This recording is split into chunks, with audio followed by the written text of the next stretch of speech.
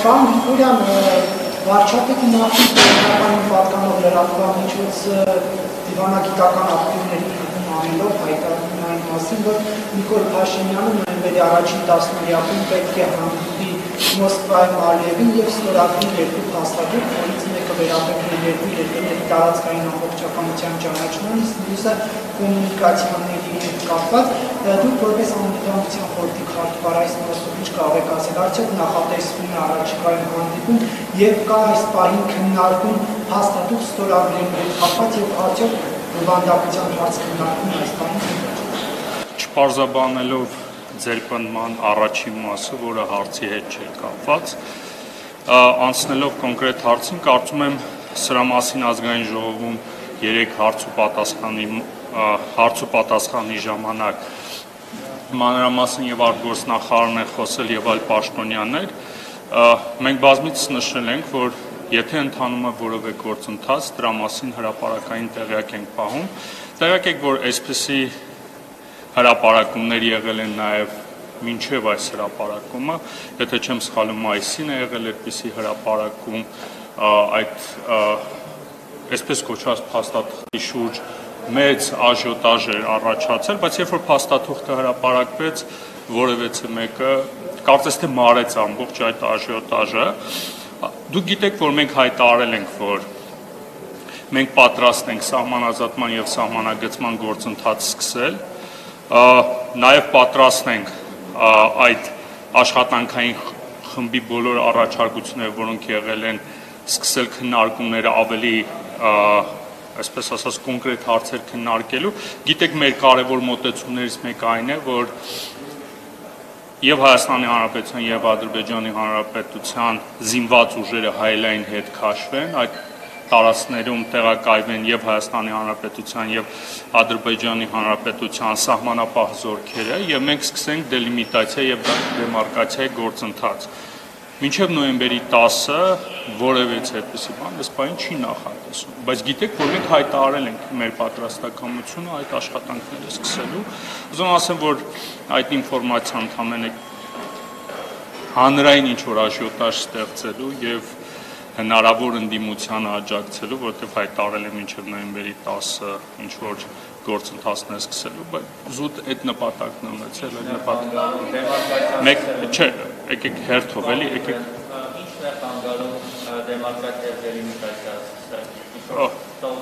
Հայաստանի Հանրապետության համար որևէ խանգարող հանգամանք չկա այս պահին։ Մենք հայտարարել ենք, որ պատրաստ ենք դեմարկացիայի և դելիմիտացիայի գործընթաց սկսել, սպասում ենք դրական ազդակ այդ մասով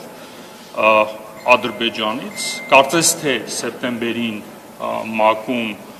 նրանք այդպիսի հայտարարություն արել են, բայց մենք չենք կարողանում այս մասով առաջ գնալ։ Նախապայմանը կարող է լինել օրինակ իրենց զորքերի հետ քաշումը, որտեղ մենք տեսնենք, որ հետ քաշվելու փոխարեն առաջ գնալ։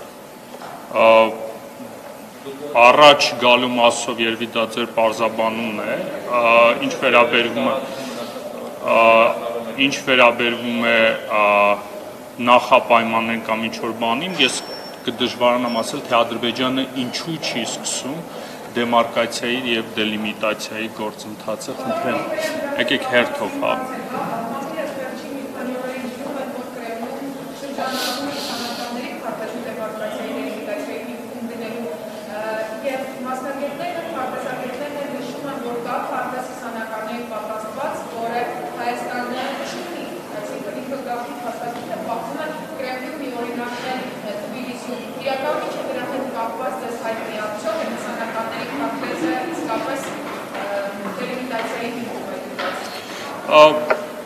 Նախ ուզում եմ ասել, որ առաջին Խորհրդային Միության տարիների առաջին դեմարկացիայի գործընթացը հենց 20-ականներին է սկսվել, 26-27-ին, որը ավարտվել է 29-ին, և դրանից հետո քարտեզները հետագայում ձևավորված քարտեզների հիմքը եղել է հենց այդ թվականների քարտեզը, շրջանառության մասին որևէ խոսք չկա, դեմարկացիայի դելիմիտացիա աշխատանքային խումբը քննարկում է, թե ինչպես գործընթացը սկսել, որը հիմքը ընդունել, այս պահին որևէ հստակություն չկա, մենք քննարկում ենք, եթե այդ մասով որևէ հստակություն ունի, մենք հանրությանը տեղյակ կտանենք։ Եկեք հերթով, էլի, եկեք լավ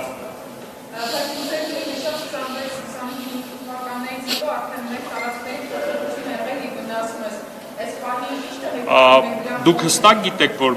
ի վնաս մեզ փոփոխություններ ա եղել։ Մենք խոսել ենք քարտեզանների եւ քարտեզների վրա կամ տարածքներ ցույց են տալիս, որ որոշ շրջաններ արդեն մեզանից Ինչ քարտեզների, որովհետև այս Ասում են դա ավելի ծերք է, ամես կամ ուսումնական։ Եթե մինչև 26 քարտեզագետներն քարտեզների միջև տարբերություն կա։ Եվ քարտեզ ասելով, երբ որ մենք նկատի ունենք իրավական հիմքով քարտեզը, միակ իրավաբանության կամ ընդհանուր առմամբ իրավական հիմք ունեցող հիմնական քարտեզը 20-ականների քարտեզն է, որը մի մասը ասում է 26 թվականը, մի մասը ասում է 29 թվականը։ Նույնիսկ այդ հարցում միասնական մոտեցում չկա, բայց հիմնական քարտեզը դա է։ Այն ինչ գործիքներ ասա այդ քարտեզների ծանոթից, Քարտեզները, որոնք պետք է դրվեն բանակցությունների հիմքում, դրանք քննարկվել են աշխատանքային խմբում։ Պարոն Գրիգորյան, դուք հայտարարել եք, որ այն ինչ կատարվում է Արցախում, Հայաստանին հուշում է, որ Ռուսաստանը նպատակ ունի երկար մնալ Արցախում ու Հայաստանը ամեն ինչ անելու է, որ ավելի երկար մնալ Ռուսաստանը, քան նախատեսված է նոյեմբերի 9-ի փաստաթղթով։ Խնդրում եմ կպարզաբանեք, ինչ է կատարվել Արցախում, որ դա ձեզ հուշել է եւ ինչ քայլեր է իրականացնում Հայաստանը, որ Ռուսաստանը ավելի երկար մնա Արցախում, քան նախատեսված է նոյեմբերի 9-ի փաստաթղթով։ Այդ հարցը բնականաբար մեր բարձր եւ բարձրագույն պաշտոն զբաղեցնող Հայաստանի Հանրապետության յուրաքանչյուր ոք իր Ռուսաստանի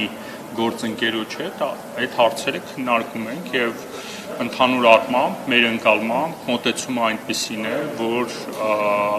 Ռուսաստանի խաղապահ ուժերը մնալու են ավելի երկար, ինչն է այդպեսի նաեւ ենթադրության հիմք տալիս այն ենթակառուցվածքները, որոնք ստեղծում են Արցախում խաղապահ ուժերի համար, դրանք հնարավորություն են տալիս ենթադրելու, որ Ռուսաստանի խաղապահ ուժերը առավել երկար կմնան։ Առանց Ռուսաստանի Հայաստանը կարող է Արցախը Մենք այս պահին քննարկում ենք, որպեսզի համատեղ այդ անվտանգության հարցը լուծենք։ Պարոն Գրիգորյան, փոքրիկ նախագահ խոսել է հայ-թուրքական հարաբերությունների մասին, Զանգելյանը, եւ կրկին, այսպես ասած, նախապայմաններով է խոսել հարաբերությունները հայ-թուրքական կապելով հայ-ադրբեջանական հարաբերությունների հետ։ Այստեղ ֆորվարդներ տեսնում եք հայկական կողմին։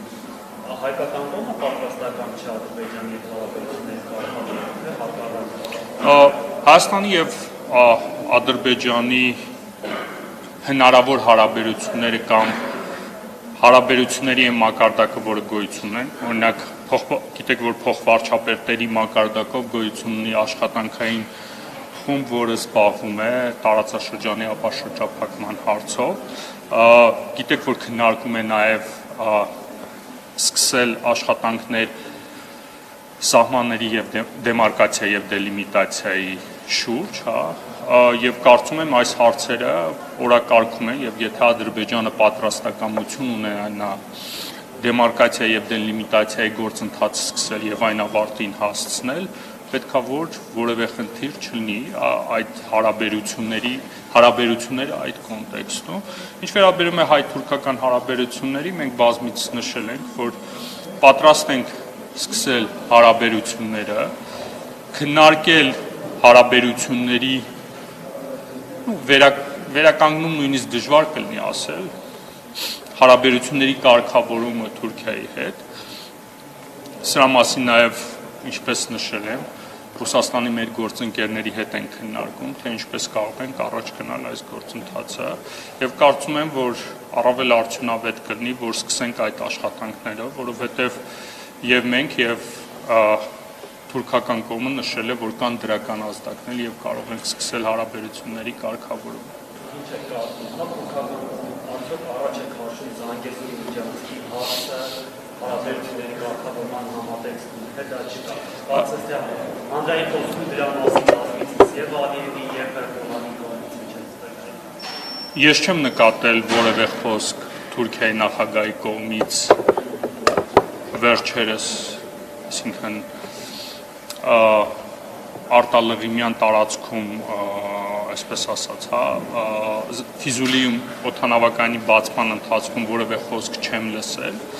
Ինչ վերաբերում է Միջանցքի հարցին, Հայաստանի Հանրապետության մոտեցումը այս հարցում հստակ է։ Միջանցքային տրամաբանության որևէ հարց չի քննարկվում, եւ այստեղ ես ուզում եմ նաեւ կարեւորել, որ աշխատանքային խմբի մակարդակում փոխվարչապետի մակարդակում աշխատանքային խմբում արձանագրված է, որ բոլոր ճանապարհները, բոլոր ապաշրջափակվող ճանապարհները լինելու են տվյալ պետության սուվերեն տարածքը։ Դա արձանագրված է աշխատանքային խմբում, սրա մասին համոզված եմ ադրբեջանական կողմը տեղյակ է։ Սրա մասին նաև խոսել է Ռուսաստան Դաշնության փոխվարչապետ Ավերչուկը, ով ասել է, որ Միջանցքի տրամաբանության շրջանակներում որևէ հարց չի քննարկվում։ Այսինքն անհասկանալի է որևէ մեկի կողմից այս հարցի շահարկումը որևէ գործընթացի տրամաբանության շրջանակներում եւ վերջին հարցը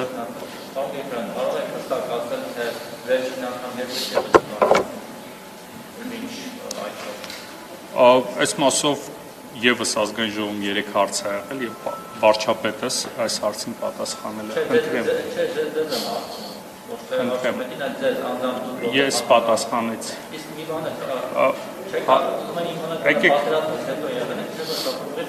Այդ հարցին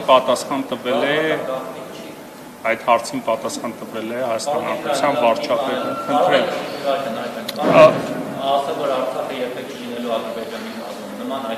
Միանշանակ դրա մասին բազմիցս ասել ենք, Արցախը երբեք չլինելու Ադրբեջանի կազմում անցնել հաջորդ եւ վերջին հարցին։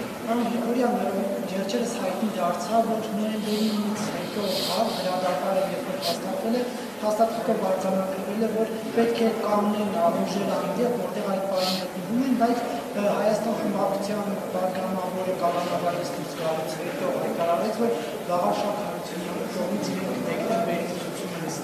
ստացել, որ պետք է զիջեն տարածքներ եւ 25 կիլոմետր հետ է եկել, երեկ Նիկոլ Փաշինյանն ասաց, որ այո ինքն է Լավաշակ Հարությունյանին այդ ցույցումը կամ քննարկումների արդյունքում եկել են այդ եզրահանգանը, արդյոք դա քննարկվել է անվտանգության կոմիտեի, թե Նիկոլ Փաշինյանի միաձայն որոշումն է։ Եվ եթե քննարկվել է, ապա ի՞նչն է եղել։ Վարչապետը հենց դուք եք ասում, որ քննարկում է եղել, այսինքն վարչապետի որոշումը հիմնված է եղել քննարկումների արդյունքում է որոշում կայացվել։ Առանձին դրա մասով անվտանգության խորհրդի նիշ չի եղել, բայց բնականաբար անվտանգության խորհրդի անդամները մասնակցել են այդպիսի քննարկումներին եւ ընդհանուր ես քանի որ դա ռազմական գաղտնիք է, երկար քննարկումներից հետո այդ որոշումը կայացվել է, ես չեմ կարող մանրամասներ ներկայացնել, բայց հիմնավոր է եղել այդ որոշումը, այսքան մեկ բարգանել այդ ամենը բոլոր գործոնները հաշվի առնելով է այդ որոշումը կայացել, այդ որոշման քննարկմանը մասնակցել է եւ Պաշտպանության նախարարությունը եւ գլխավոր շտաբը եւ եզրահանգման ենք եկել, եզրահանգումը հիմնված է եղել բազմակողմանի քննարկման արդյունքում։